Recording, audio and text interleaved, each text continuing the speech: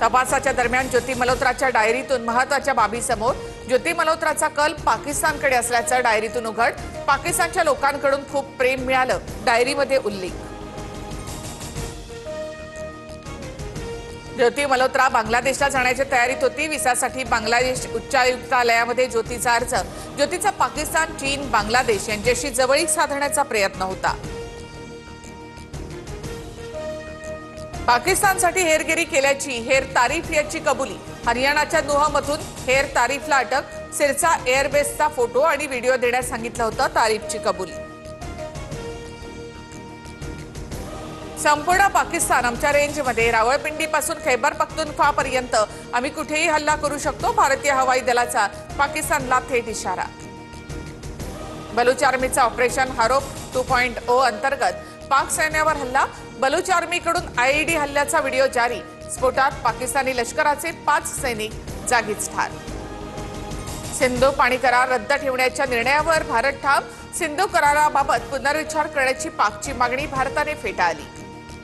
भाजपकडून राहुल गांधींच्या चेहऱ्यासोबत असे मुनीरचा चेहरा पोस्ट। राहुल गांधी पाकिस्तान आणि त्याच्या हितचिंतकांची भाषा बोलतात, भाजपचा आरोप। तर काँग्रेसकडूनही मोदींचा फोटो ट्विट करत प्रत्युत्तर। राष्ट्रवादीचे आमदार छगन भुजबळांनी घेतली मंत्रिपदाची शपथ। धनंजय मुंडेंकडील अन्न आणि नागरी पुरवठा खातं भुजबळांना मिळणार। 8 दिवसांपूर्वीच मंत्रिपदाबाबत ठरलं, ज्याचा शेवट चांगला ते सर्व चांगलं। फडणवीस, शिंदे, अजित पवारांचे आभार। भुजबळांची प्रतिक्रिया। राज्यभरामध्ये वादळी वाऱ्यासह अवकाळी पावसाची हजेरी।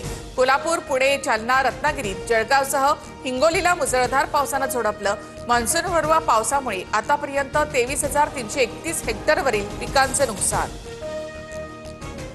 पुण्यामध्ये वादळी वाऱ्यामुळे 3 ठिकाणी होर्डिंग कोसळून दुर्घटना। अनेक सखोल भागामध्ये पाणी साचलं, नागरिकांची तारांबळ। शहरासह जिल्ह्याला ऑरेंज अलर्ट जारी।